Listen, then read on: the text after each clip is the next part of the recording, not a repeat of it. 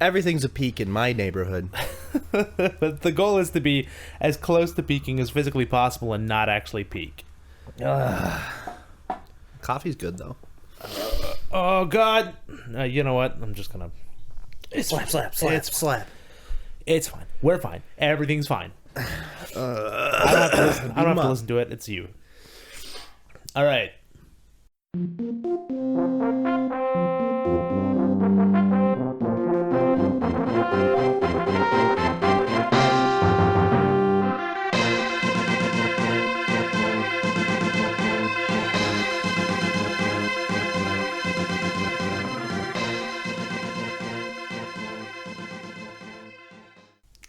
I'm mad and I want to talk about it. I'm relatively okay, but I'm sour about stuff. All right. So these last few weeks, a few bangers have hit the market, right? For video games. Those being Creature in the Well and Never heard of it. Untitled Goose Game. Definitely heard of it. Yeah. So Creature in the Well, I saw a while ago. They started off with some very... like they didn't quite know what they were advertising, so they just went with something. And what they went with was that they were an action pinball game, which... Oh, no, now I think I remember this game. Yeah. So I was like, action pinball, that sounds dumb. And I don't think I care. But then later on, they had like a developer interview, and the developer's like, so you play as a guy, and you run around, and you can charge up and release these bouncing energy orbs in the area.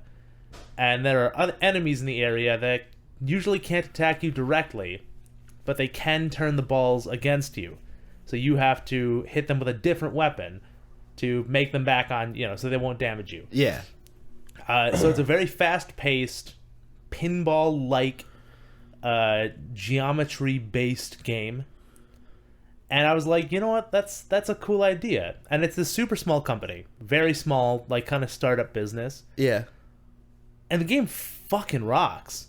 Like, I started playing a little bit of it before I came over yesterday. And I thought I was going to play for, like, 10, 15 minutes. And I ended up playing for, like, an hour and getting 3 stages deep before I was like, I gotta stop. I gotta stop right now or I'm not going to come over. There's stuff to do.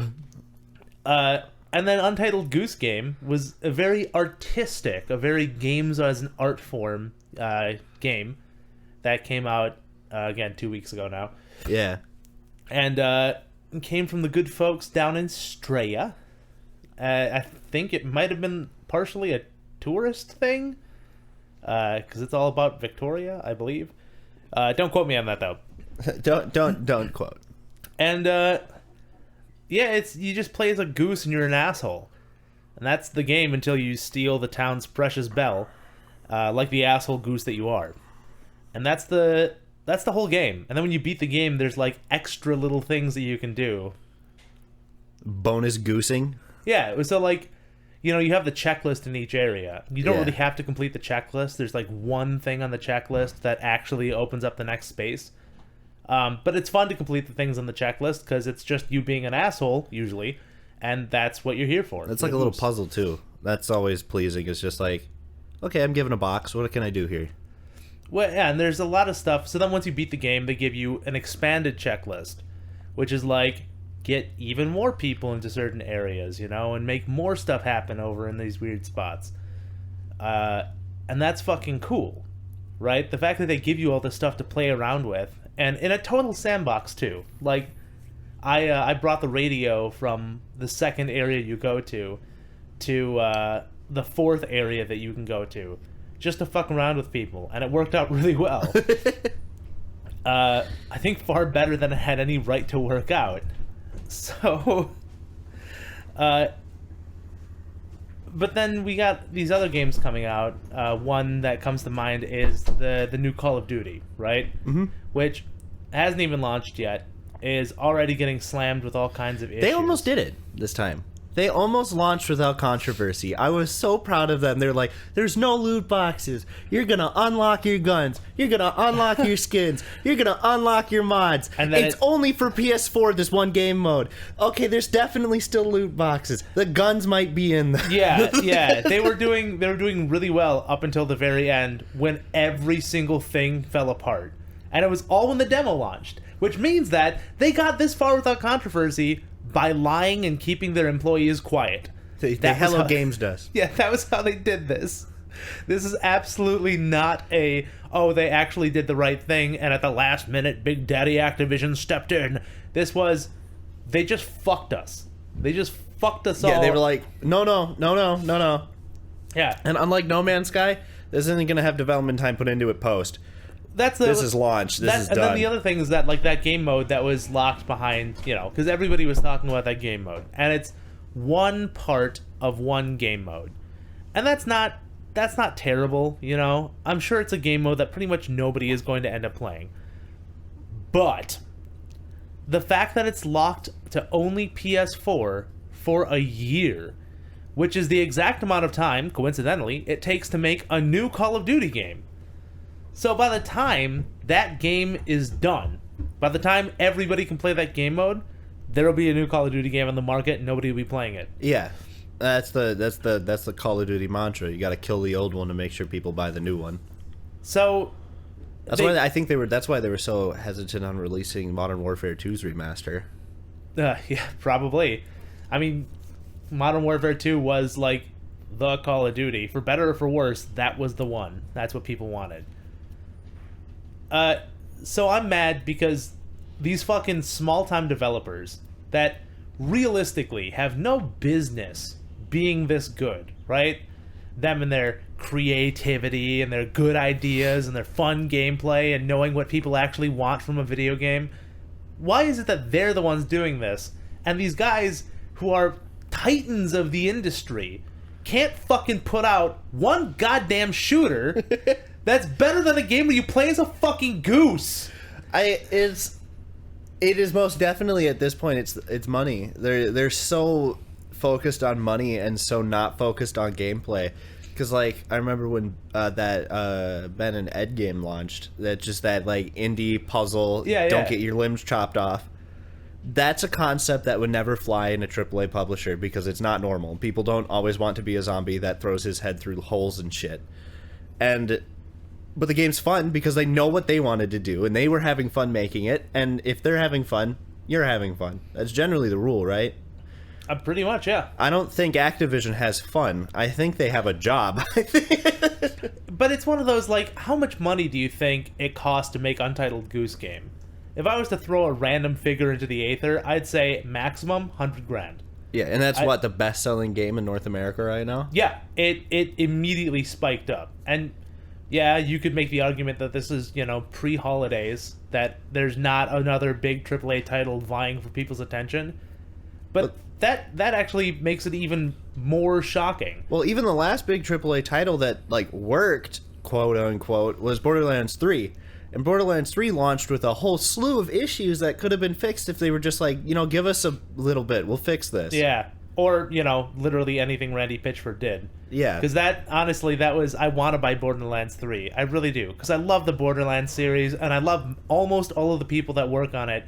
But this year especially, Randy Pitchford's actions coming to light in the way that they have actually made me go, you know what? I'm not going to get the Epic Store. I'll wait for this to come out on Steam. And I'm waiting for the Game of the Year edition or whatever. The one that has all the DLC. I'm just going to buy it when it's like $20 and has all the DLC. Because I'm not in a rush.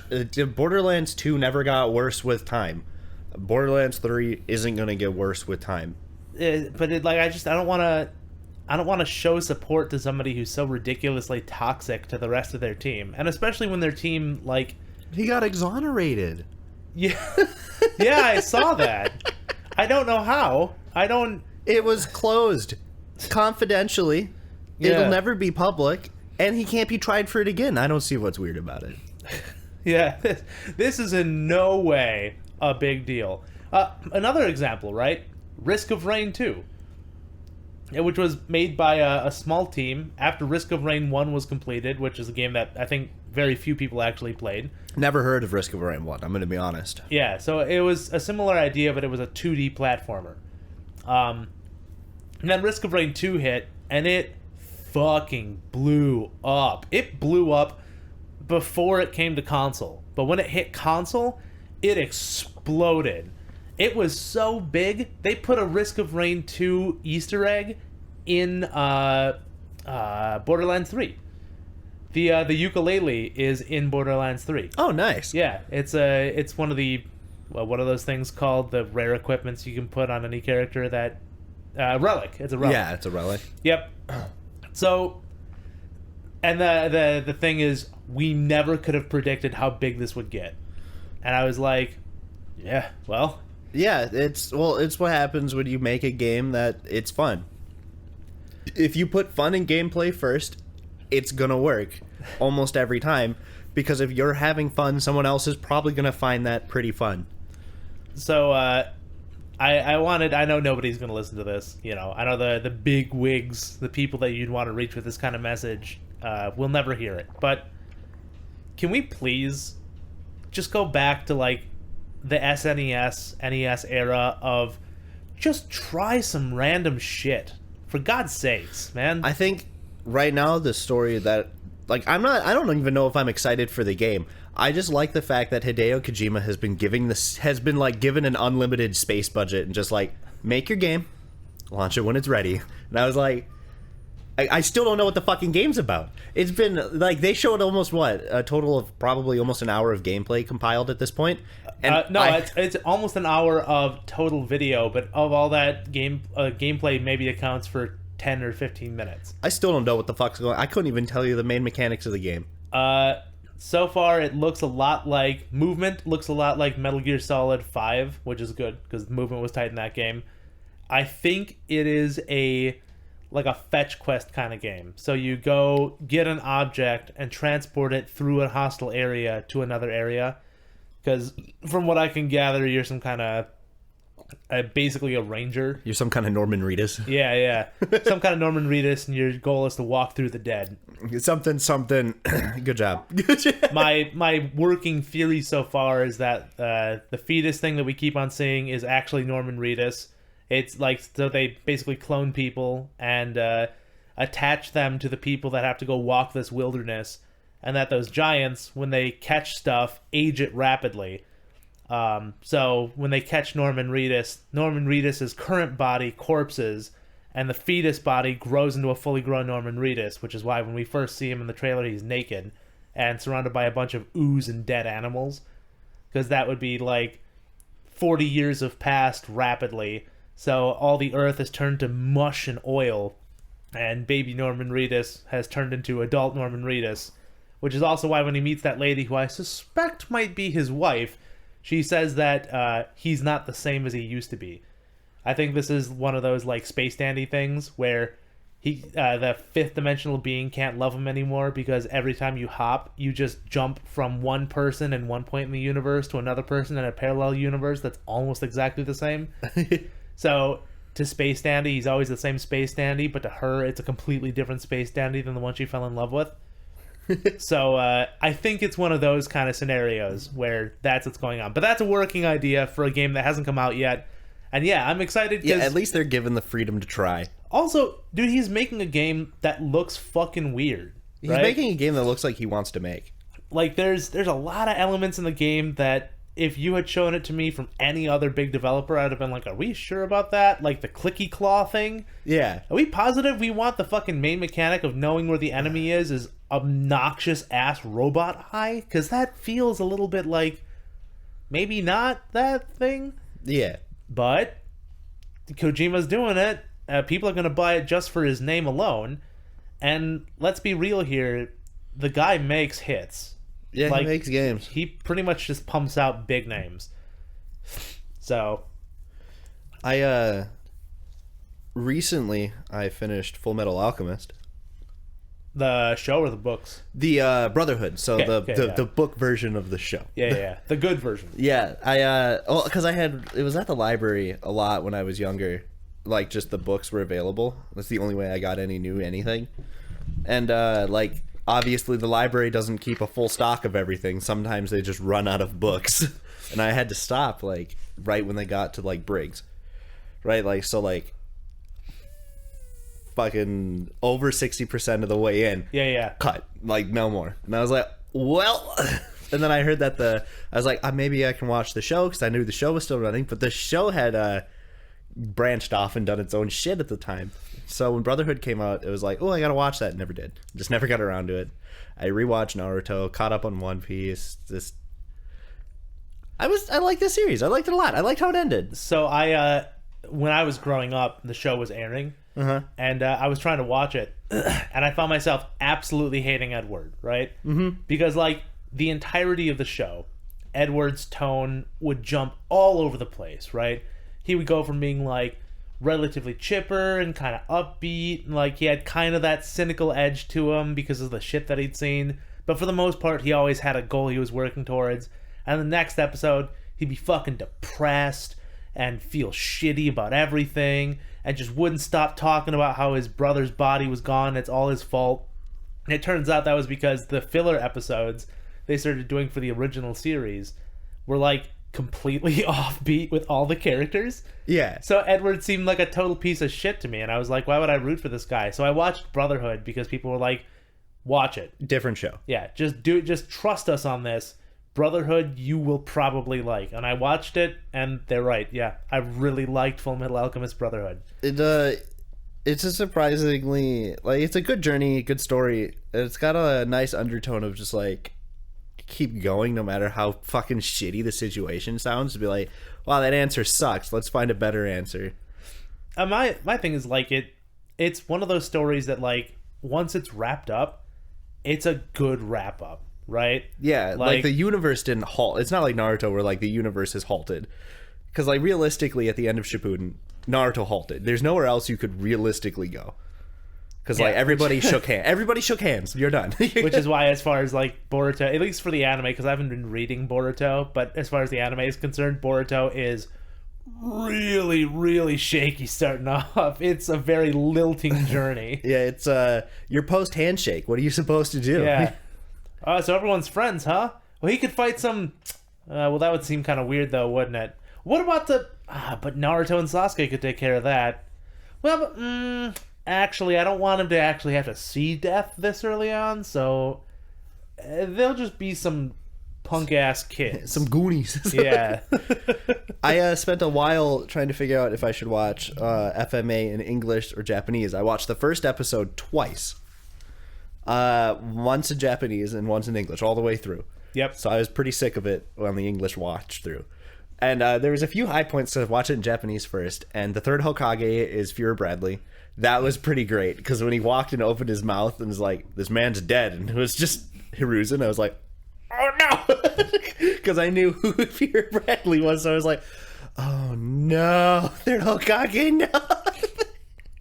I ended up on English, though, because English is the English voice actor for Armstrong sold that shit so hard. I have a lot of respect for the English stuff, but I ended up watching it in Japanese. Just because there were some things where I was like, you know, I think I'll get through this in Japanese just fine. I should have watched fucking... We already talked about it. Pretty sure I should have watched the 7 Deadly Sins in fucking Japanese. Yeah, you absolutely should have. Yes, that one that was a disaster. Still haven't watched season 2 because of it. It's so... Oh my god. I get... All right. I'm pretty sure we said this last time, but I'll say it again. If there is, for some reason, a female out there right now who is thinking about being a voice actress, please do not have the breathy, near orgasm voice as your anime girl voice, all right? The Meliodas! Where it sounds like you're like you just got done getting choked out and your lower register has died. Where, like, you sound like an adult trying to mock a child. Like, just don't. It's not cute, all right? It's not sexy. it's not. It's hard to add anything into your like lines too. You end up delivering so flat at moments where you really shouldn't. The biggest thing is like, so imagine having to listen to that for a full paragraph, right? Because that is essentially what you're doing when you have a monologue. Your monologues are just paragraphs of words that you have to say. Could you really listen to like Harry Potter audiobooks with that voice being the one that reads it? No. I don't think I could listen to Harry Potter audiobooks if the Harry Potter actors did it. I've heard Dear Wizard People. That shit's gone. Wizard People, Dear Reader is pretty much the only way you can do Harry Potter now. But like the audiobooks for Harry Potter were great, but even if that was just the voice of one of the characters, I probably would have never finished them. I probably would have been like, it was Dumbledore. I think I could have accepted it if it was Dumbledore's voice. Just like everybody else was normal, but only Dumbledore. I don't think I could, because it's so obnoxious. Oh, it is, but Dumbledore has so few speaking lines. And I think the poignant of like, I'll teach Mr. Potter this life lesson in 2 words of just like, your parents are. But also there's like the whole thing in the 6th book where he has a lot of lines, and I do not want to have to go through, actually the 5th and 6th books he has a lot of lines, and I don't want to have to go through those moments listening to Dumbledore talking like this. Harry, please, I'm dying of thirst. Give me water. Give me that fat man meat. So, yeah, if you're a female voice actress, right? A female voice actress. Anyways, if you're a voice actress and you think that's the voice that people want, it's not. And if you work at Netflix and you think that's the voice you should cast for that, it isn't. It's less bueno than I would like. It is awful. If that was the voice of an annoying talking animal companion, that's the thing. The annoying animal companion is voiced really well. I actually like. Yeah, her that's the biggest issue. Is if her and Elizabeth switched voices, that might actually work. But the fucking pig Hawk sounds better than Elizabeth does. Dude, Hawk sounds determined as shit all the time. Elizabeth is like the voice I have to listen to. So, yeah, there's a voice acting lesson for you. Same thing for guys. If you're a guy and you don't have a register low enough to do the gravelly voice, don't try for it. Don't. Just, if you can make your voice gravel in the mid-range, do that instead. But don't try to force a bass if you're not a bassy voice. It doesn't work. It doesn't sound good. Don't go below your range. You can practice below your range, definitely. You might even be able to lower your range a bit. But if you are a baritone, don't try to go deep bass, because it won't land. It'll sound stupid. Remember to protect your voice, kids. Do your warm-ups. Drink plenty of Wawa. Yeah, as I sip from a 2-liter of Coke Zero directly. It's okay, I ran out of coffee. We're fucked. Oh, God. Oh, yeah, baby. Synchronized stretches. You gotta get that mid-stretch in. Okay. Well, it's a good thing cutting up anything is not hard. Yeah, so. This will go at the end. Well, that's the thing. Like, I know the Hello Internet, the podcast between CPG Grey and Brady Heron is his last name. They according to them, they record for like 2.5 hours, and they only end up with like an hour of audio because Grey will cut out whole stories, and like sometimes they just go off on a tangent and talk about like day stuff. A little vomit. That's okay. I feel it. Fuck. So every morning I have to go to the gas station. Right? Yeah. Because I'll buy a few drinks or something just to get me through the day. And when I'm going there, it's usually 4 or 5 in the morning, something like that. And it's the overnight crew. Yeah. Well, the normal overnight crew at this gas station I go to, they're cool, right? Because, like, they'll do the quick pats of witty banter, but they don't fucking linger on it. They don't try to start up conversations outside of something very simplistic. It's a very old man kind of conversation. Yeah. Like, It's what you want out of customer service. How's the weather, buddo? Yeah, exactly. Hey there, champ. Want this soda? How's the weather? Get the fuck out of here, which is everything I need in the morning. Have a fantastic day. But the most important thing is that they are fast and efficient. If they drop something, it never hits the ground. It just hits the table and is right back up and ready to go in the bag. And we make the quick, open that one last joke, because we're all customer service on the inside, and we all know how. We've all worked customer service, and if you haven't, you're inhuman. If you haven't, you really should for a bit. Just do it for like 3 months. You'll get the feel. You don't have to. I'm not going to tell you to sit there and torture yourself. Yeah, I'm not going to tell you lose your entire life over it, but I'm going to tell you it makes you a human being. It tones you down a lot. But recently, there is this new girl who is signed on, right? And she is the worst. I don't know. I worked with the worst. No, so like I don't know that she's, because I can't say about anything else that she does at work, right? But as a customer, just from what a customer can see, she is the worst kind of employee that I can go through, right? And you know, I've worked customer service for a ridiculously long amount of time, and I don't want to have to chew out an employee because they're just doing their job, man. They're just some poor asshole trying to make it through the day. But having to interact with her is the worst thing. She is super curt, right? And she does the thing where she will pre-open like 10 bags and put them aside. So when you come up with stuff, she'll put an open bag on the counter and go, put it in the bag. Like she won't put it in the bag. She has you put it in the bag. And I don't know if you guys have ever thought about the location of serial codes, the codes you have to scan in an item. On cans, those tend to be on the bottom of the can, close to the very bottom edge. So if you put them in the bag upright, like a human would think to do, that serial code is now blocked by the bag. So if I put in 4 different, monster lights or whatever the fuck, then she has to scan each of those individually. So not only has this become an issue, because instead of putting them on a line and a counter with a cereal facing them, like I want to do, I have to bunch them up and drop them in the bag. And then she has to go through and scan each one individually. Last time she had to do that, right? I had forgotten to pack a lunch that morning. So I got some Monsters, because it was a late night before, and some jerky to eat throughout the day.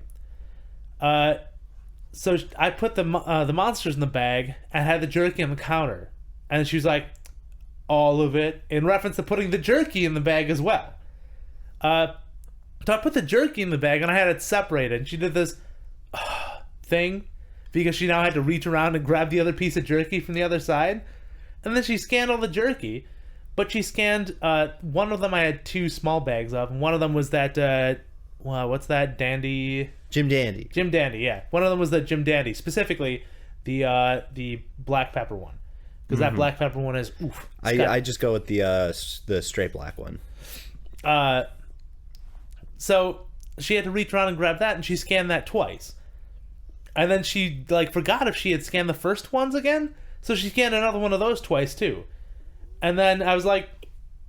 At the end, the whole transaction came out to $27, and I was like, too many dollars. I was like, that's not right. And she's like, what? And I was like, that's not. Did you scan? Oh yeah, no, here it is. You scanned this one twice. And she goes, no, I didn't. And I was just like, what? No, it's on the screen, bud. No, I'm looking at it right here. It says Korean barbecue 2. There's only 1 Korean barbecue in there. She goes, I just scanned it twice to get both of them. And I'm like, no, you didn't. Because right below that is the other one, which you scanned once. So you've tripled my order of fucking this. And then the Jim Dandy, I only have 1, you have 2. She's like, no, look, I don't know, but that's what it comes to. And then somebody else came over and was like, oh, no, yeah, you did. You scanned these twice. And they cleared it out, and it dropped down to $14. And I was so fucking mad. I didn't say anything else, but I was grinding my teeth the whole time because I'm like, what the dude, just do your fucking job.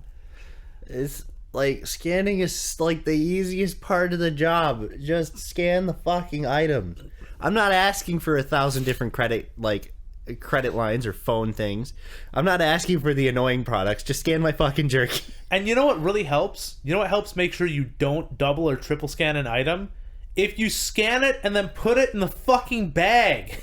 This is why it's easier if you have the items. Like, if I would never pre-prep a bag. When I was doing customer service like that, I would have I would try to avoid bags if I could. I would have the customer's item on their side of the counter, and as I would scan it, I would pull it towards me. So that way there was a physical shift in which items have been hit and which items haven't been hit. You know? That's an easy way to separate. Or if you have a bag that's on the counter, open that bag, and as you scan an item, bag it. Now, this does mean that you have to think a little bit and scan items that are heavier first to go on the bottom of the bag. But at the end of the day, you'll never miss scan because you always hit things once. Unless you hear the boop boop when you scan it, in which case you realize you fucked up there, and it's a quick just, oh, hang on, boop, okay, we keep going. Yeah, they're not hard to fix. It's not a typewriter, it's a fucking touchscreen. It has buttons that literally say oops. Yeah, it has the I done goofed button. You push that once and it ungoofs your goof. If I remember right, when I worked at a holiday, if you poked it on the touchscreen, it removed it. So as long as you just, like, that's all the screen was for. You put it on or you put it off. That's all. So the whole thing, I don't know. It's just kind of a fucking rant because I was like, yeah, we should fill space here, but it's angering to me because I don't want to become that guy who's like, customer service. I can't believe these people. They're wasting my time and theirs. But like that was just a fucking waste. I don't know why some people work where they work.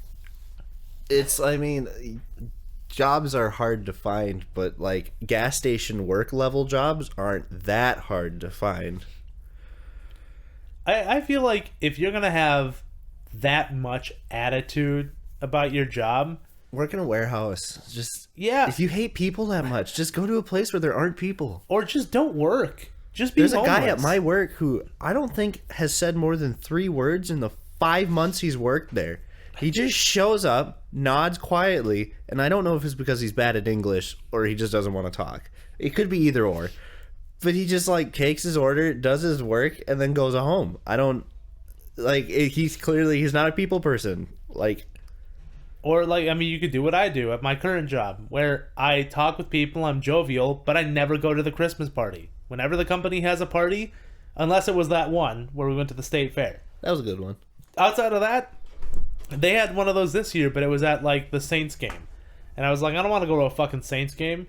And, like, is there going to be food provided? Nope, gotta get your own food. And I was like, well, then I'm not going. People were like, why not? You get to go to the Saints game. And I'm like, what? That's not a plus. That's a minus. Hey, you want to go watch the most boring sport in the history of sports and also spend $40 to eat shitty undercooked or overcooked hot dogs? No, actually, none of that sounds appealing to me. So no. I have to be in a very certain mood to go to any sort of sporting event.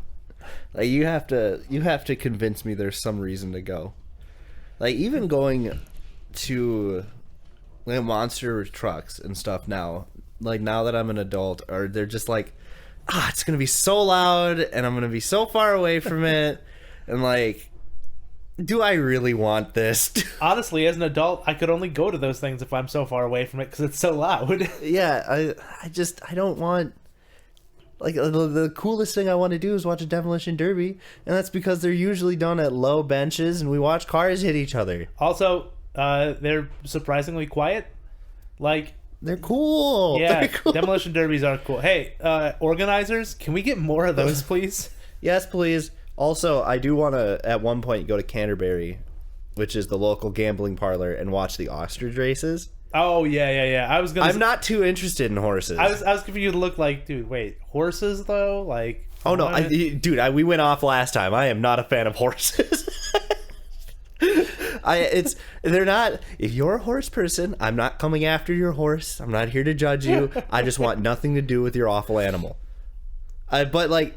Ostrich racing sounds wild. I'll put $5 on an ostrich named Sir Beacom's. Why not? just to watch a human being ride an ostrich, I would go. Yeah. Because, like, I can't ride an ostrich. I'm so big that if an ostrich looks at me, it breaks its legs. So I would like to see a human being who is small and light enough to ride on a hollow-boned dinosaur monster.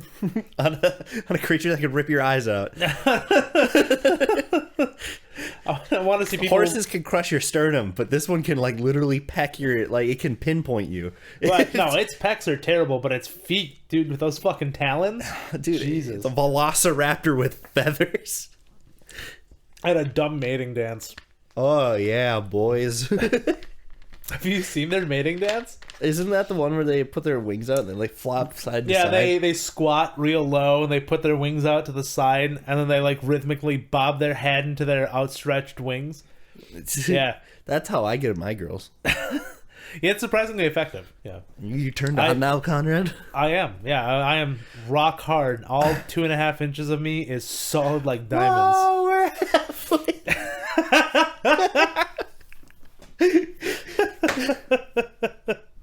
Yeah, it's okay. It's just your bottle popping. Hello, Satan, is that you? Hello, demons. It's your boy. It's me, your boy. Damn it. I was surprised. Like, Blackstone Fortress was pretty fun yesterday. Oh, yeah, we could do a tabletop section now. Yeah, we do. As far as tabletops, I like board games. I do. I think I would like to play more. It's just you have to separate so much time to it. So, I got a buddy, Matt. If you're listening to this, Matt, what's up? But dude, I don't really know. He works for me amazingly well because I usually do not like board games. Because a lot of them are just so, they're a time sink, you know? Yeah, they're a time sink. Well, and the other thing is, like, I know you're not actually that huge into competitive games. No, it's gotta You'd have rather co-op with people than fight them. It's gotta have a special way to do competitive. So I like the more cerebral competitive games. So like stuff like 40K that we play. Yeah, 40K. I like that. I imagine instead of Risk, you would prefer to play Diplomacy. No, I don't mind playing Risk. I mean, Risk is fine. It's just Risk takes literally 20 hours. So Risk is long. I like Monopoly. Yeah, Monopoly's not bad either. It's just one of those, like, you know, I like Risk when people are, you know, going for a certain thing.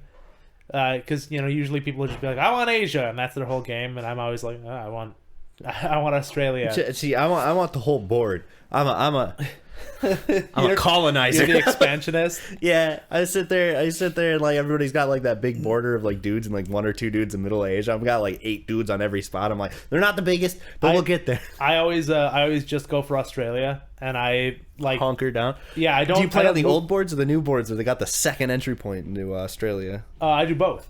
Because even with the second entry point, having to defend 2 points means there's one spot in Australia where you're 100% safe. So, and because you build up guys, I think Australia is still like 4 per or something. Like it's a relatively good buff. But you only have like 3 areas, so it's a lot easier to lose. You know what's amazing is like if nobody knows what the fuck Risk is somehow, what we just said is 100% not a language. Yeah, but like the rules for Risk are so easy to find that if they're like, oh man, this sounds amazing, but what are they saying? They could just go online and Google it. And if you live in an area where you don't have the board game Risk and you don't have the internet, how are you here? Kudos on finding this, man. Like, you are actually amazing. Did you go to your internet cafe? Download this. Can we do the business thing where I ask you how you heard about us? Oh, yeah, please. Put in the comments how you're here. What brought you here, fam? How did your spirit arrive in this location? Yeah, almost every time I've played Risk, I have just got Australia and sat there. I've never invaded, and by never invading and never doing anything else, everyone else forgets. Because the guy who's trying to take over all of Asia, he's the threat. If he gets it, he gets 7 or 8 dudes a turn. Yeah, That's Asia's ridiculous. Big. And the guy who's trying to take over North America is a threat because he can fight everyone from everywhere, and he gets a pretty good boost too. It's, I think, 6. Yeah, I think the last 2 or 3 games I did the pure British thing where you take over Europe and then you take over South America. But in Australia, the only way to go is up into Asia. So, or if you play the newer board, it's either up into Asia or over into Africa. And Africa, you get a pretty decent buff of guys, so dropping them in the southern border to protect it's fine. And Asia, you get a huge buff of guys, so you drop them up north. So, like, the last 3 games of Risk I've played, I just sat in Australia and built dudes up. And I never attacked. And the guy in Asia was like, ooh, I don't like that. That's a threat. And I was like, I'm not the threat. North America's the one who's amassing an army on your border, man. You got to watch that. So inevitably, North America or Europe would attack Asia. And the second they move their people over, I walk my guys forward. And because I have such a stupidly thick group of people, there is no army big enough to stop it. You just spearhead through all of Asia. Yep. And then once I have all of Australia and all of Asia, people are just like, well, I give up. I don't want to fight this. This is going to take too long. I want to leave now. Yeah, this is a battle of attrition, and I don't think I can win it. And I'm like, oh, there we go. That's the game. But so yeah, Blackstone Fortress is the kind of cooperative game that I can get behind, where it creates in-group fighting to try and figure out the best strategy to deal with an external threat. As far as like games that pit you against other people, though, there are some newer ones that are really coming about that I've found myself drawn into, and Matt is a great filter for those. Going all the way back to when we were talking about Matt. Hi, Matt again. He is absolutely incredible because he like buys and sells board games as like a secondary thing because there's a weird economy for him and he's amazing at riding those waves. It's probably like magic cards. You just, if you're on the pulse, you can make some money. So he's been going through these and he's like picked out the best of the best for him to just keep for himself regardless of cost. So we have stuff like Firestorm, which was a deck building army based game. It's really hard to describe because the mat itself looks confusing and the gameplay is weird, but it's cool. It's cool, and the way it plays out means that every race has its own thing that it does, and if you can build the proper deck, which is nearly impossible now because the game is almost 30 years old and is not supported in any way, shape, or form, but if you can do the right stuff, it's fun to play. And the most recent one is, I think it's called Timescape, which is a game where you have to cooperatively work against a timer that goes down every time somebody takes an action. And if you run out of time, you reset the board. And certain things can go through the time loops and certain things can't. So you have to reset the board then and use the knowledge you had from your last run to do better this run. And I think that was another really cool... there's also one where you evolve your own creature and just try to win against the other player's creatures. And I like that because you can make some fucking freaks. Fucking humanoids, but they have the cooling sail on the back. And they're purely nocturnal predators, but they're absolutely gigantic. And like my favorite dinosaur, Manosaurus Rex. So it's one of those games where, like, you know, it's a fun kind of push-pull. It's like, can my monster eat your monster? Can your monster outbreed my monster's voracious appetite? Yeah, recently I picked up the Naruto Boruto card game because they were level up closing, which was our local game store in South St. Paul. They were like $10 each instead of $30, and I was like, yeah. So I bought the first and second. Like, there was like 2 starter different kits, but the game is a weird balance for like most like games like it, where there's like a timer in the middle. Every time you play a card, you tilt it in your opponent's favor, and the second it tilts, your turn's over. So like you have to do your attacking stuff before you play your like big guy cards. And the more big shit you play, the more big shit your opponent can play without recourse. So, like, turn 1, you can be like, bam, it's Kakashi. He costs 10, and your opponent has a full round of, like, full meter, and he's just, like, popping off over there. And, but it's balanced for more than 2 people. It's balanced for up to 4 players. So, you can pass the timer to people, and there's, like, 2 or 3 different ways to win, and it's really interesting.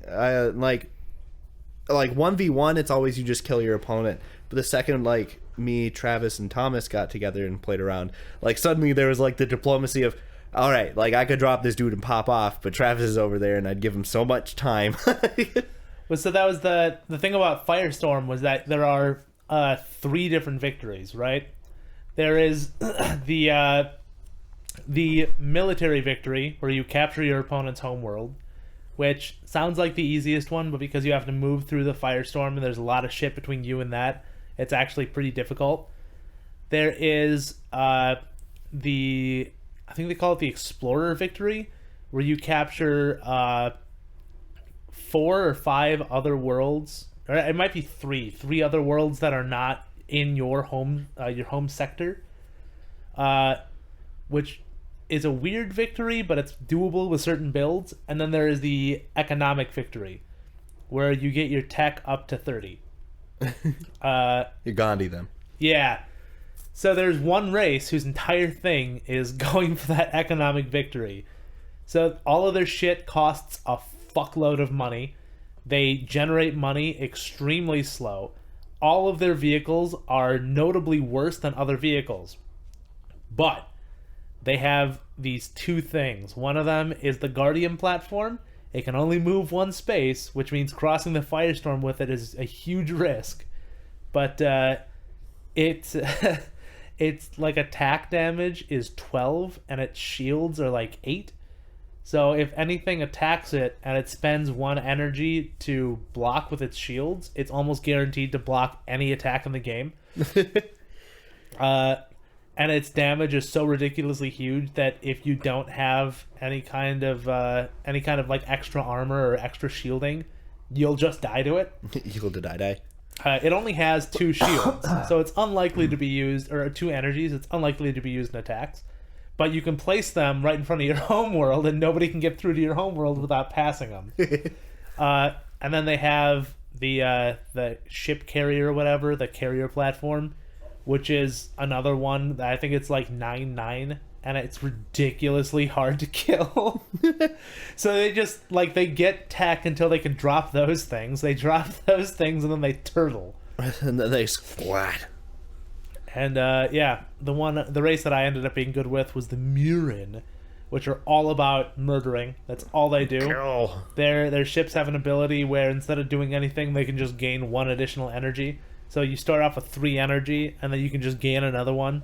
So you can get a total of 4. Yep. And then you just run in and hope you can kill them faster.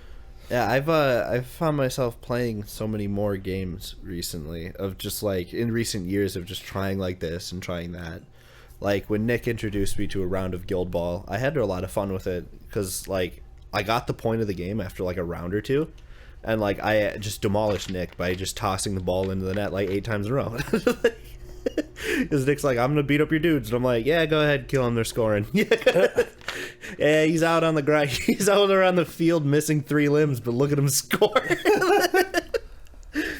And like picking up Warhammer as like a more major hobby was definitely a good trade of like, because I've been playing Magic for so many years, but Magic is, the economy is so bad in it, and like Wizards is being giant piles of shit about everything. Yeah, well, Magic has super high stagnation potential too, because like you can go back to older sets, but they're not balanced for current sets, so their stuff is either way broken or just useless. Yeah, and the way they're like over monetizing like the latest sets. Yeah, it's not the game I was playing in 2012. That's for sure. Like what I was playing over in 2010, 2012 was, in my opinion, a much better game than what we have today. Well, even because I remember starting playing back in 2007, 2008, which is just before Jace hit the field. Mm-hmm. And the second Jace hit the field, the game was totally different. The very moment that first Planeswalker landed, and his abilities were just, you know, like spells you could play for nothing. Just a 4-drop creature that had way more survivability than anything else. Had plus abilities to give him extra health, and who could sack his own health to, you know, it was like having a teammate that you could summon at any time. And the second that happened, the whole game changed. Yeah, it was. I started.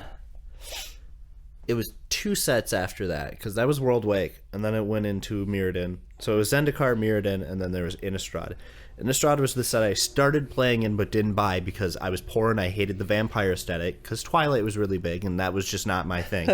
And, but like, even when I started, one of the first things I heard about was the Cobblade Extinction, which is the deck that came out of World Wake, where you would just use Stoneforge Mystic and Jace to summon the swords and just beat people to death. And, like, it was the first time Standard had bans in, like, I think it was years, and, like, it was such a fucking mess. And then, like, you'd think they'd learn it, and then they didn't, because when we went back to Zendikar, surprise, that set busted the game in half too, because we got the Eldrazi Winter, which froze the game state for a solid year and a half.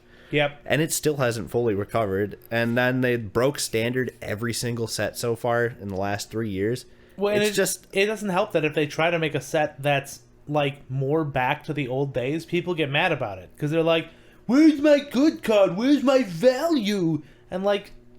Look, man, what Magic needs is the same thing the US needs right now. Magic needs the equivalent of just some boring jackwit who only does the bare minimum that is needed to keep things running properly. What they need is what they need to do is take a page from Konami's grubby little fingers and reprint everything over $20 into a metal box so we can buy it. Yeah, because my favorite format is Legacy, which is all the cards except the select ban list. And it's such an open format, and there's so much shit. It's so cool to interact with. Your land base itself, before you get to play with cool cards, is over $1,000 for every deck. That's fucking ridiculous. That's cardboard squares worth $400. And it's not like, oh yeah, you can pull them and they're rare. They're never being reprinted. You were born late, you're fucked. It is literally every single time a child back in this era put one of these in their pocket and it went through the washing machine, that was future $400 that was disintegrated by soap. Yeah. Soap destroyed $400 in this instance. And, like, you can't play Legacy. Legacy is a dead format, not because it isn't fun, but because they refuse to support it based off of, like, some promise they made. Like, print the fucking card. We'll pay you. If they printed card, like, if I was able to build a Legacy deck for even $100, that's a lot still. But if I was able to do that, I would play Magic all the time again. But I haven't played in, like, months because there's nothing for it. I can't play what I want to play, so I'm not going to. Well, the other thing is, like, stuff like EDH, right? EDH started off as a, like, just completely fan-made thing. It was fans created the idea of EDH, fans adapted it to a singleton format, fans made everything about EDH, and it revitalized Magic. Yeah. Magic didn't do anything, but now Magic is trying to fuck with EDH too by making their own EDH stuff, which is, I mean, it's okay, I guess. I'm glad that they're trying to show that they're listening to fans, but almost 10 years later. 10 years later, and the cards they print are format morphing. Like, EDH always had, like, old staples that were super good, but, like, they print cards that get almost insta-banned because they're just like, oh yeah, we built it for this, so it abuses everything about this format. Yeah. Which is fine, but, like, it's not fun to play against. It's not really fun to build. Like, the best time I have with Magic is playing with decks that are just like, you're fucking screwing in nuts and bolts into a small, unworking pistol. Like the Feldegriff deck. Yeah. Just like, oh, wait, what's to borrow a term from Loading Ready Run, they call it the IKEA pistol, where you have to build your gun before you can shoot someone to death. And it probably doesn't work. But when it comes to stuff like, Warhammer, what we were just talking about when we were playing Blackstone. Yeah. That Halloween is coming up, and that zombie format that somebody launched online is a perfect thing to do for Halloween. Yeah. And, that's exciting. That's exciting because that format's fucking fun. It's just a good thing. And, like, even just playing normal Warhammer, like, overhead is a little expensive, I guess. But compared to what you can spend on Magic, though, if you actually want to play, it's nothing. Like, literally, it is cheaper to play Warhammer, which is, like, thousands of dollars than it is to play Magic. So to give you guys an idea, between just either myself or Austin, either one of us has probably dropped about $4,000 into our Warhammer armies. Over years. It is not like a singular investment. We didn't walk into a fucking room. I have no form of money like that. I would like to make it clear I've had $30 in my bank account for the last week. So it was like, we started off, we went into an area, we bought the Start Collecting box, right? $120 for everybody who bought one of those. It was a big investment. We're like, hope this pays off, and it did. It was really fun. And you started off with only, like, what, 20, 30 models? Oh, yeah. I started with Tom. I bought half of Tom's orcs for, I think, $40. In the case of mine, like, I started off with my Start Collecting box, which was, what, 1 squad of 10, 1 squad of 3, and, that was actually it. Yeah. So, oh, no, I'm sorry. It was 2 squads of 10, a squad of 3, and then a Piranha. So, yeah, 24 models. And that was it. That was the whole thing. For $120, that's a lot. But then we all crawled down into that murder space beneath Tom's old house. Yes. And we sat down there with the glue fumes. Yeah, we squatted like the dwarves we are. Yeah. Laid on the fucking rugs, and in, shitty light, we built these models. And on that giant area rug, we played our first game on Lego terrain, and it was fucking radical.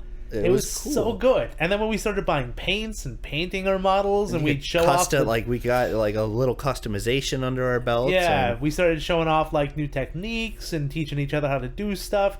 It was a great way to socialize without even playing the game. Stuff around the game was helping. Yeah, we get together and build and paint sometimes, and like it's just something to do. And it's not something that you usually see people doing with stuff like Magic, Yeah. There's not like big, let's build a deck days. It's like... No, you sit hoveled in your room with like a piece of paper going, this card sucks, this card's too expensive. With your Eldritch scrolling through the internet trying to find a card that can work with this combo you've thought up. And the other thing with Warhammer is like, as much as you invest in, you can almost break even on your out investment. If you practice enough with your painting, and when I say practice enough, I mean as long as you don't destroy your models with paint, your models are worth, just by being out of the box and built relatively okay, they are worth as much as they were going in. Yeah, and if you can paint well, you can even create a side job of just like painting models for dudes. If you can paint well, you can create a main job of painting models for dudes. Yeah. Like, as well as Travis paints, he could quit his job right now and just be painting models. Yeah. Like, he doesn't need to do this stuff anymore. He has the talent now. He could do it. I don't know why he doesn't do it, but he could do it. Yeah, and it's like the secondary market for Warhammer, there's either that market for like the highly painted, detailed, well-built models, or you just go on eBay and buy somebody else's army. Like, they're like, I just don't want to play anymore. I put like 800 in, I'm looking to get 500 out. And you're like, well, I'm going to get all those models, because that's how I started. I bought the secondhand just pile of fucking orcs for like $300, and I got like $800 worth of shit, and like they were old and I had to repair them, but like the time investment comparatively was nothing, and some of them came painted okay. Like, well, same thing with like Travis's Tyranids. He got a huge chunk of his Tyranids for dirt cheap, because people were like, I've already got the new model and I don't want this out of print one anymore. Does somebody want it? $10. Yeah, $10 for these 3 out of prints, and those 3 out of prints realistically could go for $50 a pop. Yeah, if you're willing to deal with fucking pewter. Yeah. But, and like the game is constantly being added into, and I feel like this has just become a sales pitch for kids to buy Warhammer. But they should. I peddle a different kind of drug. The other thing is, like, now Warhammer is starting to do the thing where they, like, if your school creates a Warhammer club, they will send that school models just so kids can do it. So, like, they want new people to get into the game, too. And they're not huge dicks about it. They do some stuff, but they're not huge dicks about it. And, like, if your company isn't a huge dick about shit, that's better than a lot of other companies. Like, if you're not giving me the shaft every 5 minutes, like, that's pretty good. If I'll take a shaft every now and then, whatever. I could even be into it. I'll be your dirty little... I'll be your dirty little war whore. Your hammer whore. Oh, well, you can also advocate our own format, which is Pour Hammer, where you just write the name of the model on its base and play with those. Oh, dude, there's a lot of, like, I have definitely played games with people where the models that they had were just pictures of the model that were stood up on a base. That was the whole game. And I was like, I'm okay with that. Yeah, whatever. As long as I know what's going on, we're good. Game works. It's good. You maybe can't bring that over to, like, an actual Games Workshop store. They'll kick you out. But your local hobby store, they'll probably let it fly. Oh yeah, you know? I don't really care as long as you it's just such a difference in hobby, and like the people around Warhammer when you talk about it aren't like, oh yeah, my deck's worth like $1 million. Yeah. They're like, yeah, we bought the same $30 kit, and mine might be better painted, but like, I like what you did with yours. Or my thing is always like when somebody talks about how much money they've put into their army, it's never as a way to show you how much bigger their dick is. It's always as a way to let you know roughly what's in the army. Yeah, and or like if they've got a really cool model, they're like, look how much better I am. They're like, dude, look what I was able to do. Holy shit, dude, look at, or like the guy I played who, like, he customized up his Librarian Dreadnought with a mustache. Like, he used wings from a different model and painted them black to give it a huge handlebar mustache. And I was like, that's fucking rad. Yeah, Tom made that custom Tyranid wings out of those old, like, Roblox dragon wings. Yes! And it looked fine. Fucking... They're a little big. No, there was that slight issue with that fly stand with the fucking cum drizzle, but you know. Hey man, it worked. Outside of the hot glue fiasco. I love you, Tom. But the rest of that model was fucking rad. If you ignore the fact that it looked like it was always just dripping from the vag. And like now, Tom's got an army of like the big robots, and he's customized 4 of them in completely different ways. Yeah. He's got like a steampunk one. He's got a Gypsy Danger one, which is a dated reference now, but whatever.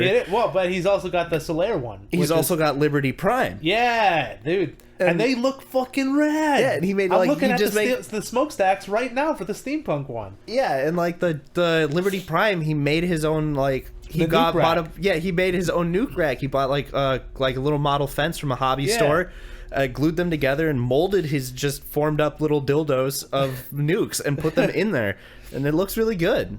Yeah, it's fucking cool.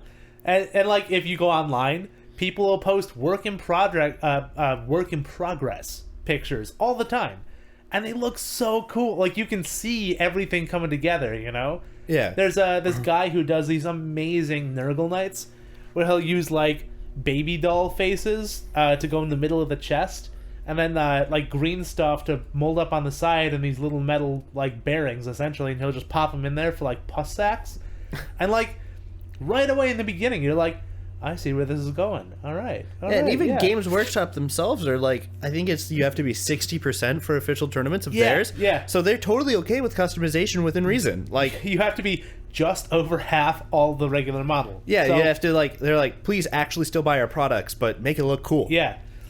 And give your entire army stupid hats. Do it. The best thing is, so if you buy nothing but Games Workshop products, right? If you buy a whole box of Space Marines, a whole box of Orcs, and smash those two things together to make some horrid half-orc, half-space marine amalgam, you could run it as either one, and they'd accept it. It's 100% Games Workshop model, so it's totally legal for any of that. Let's do.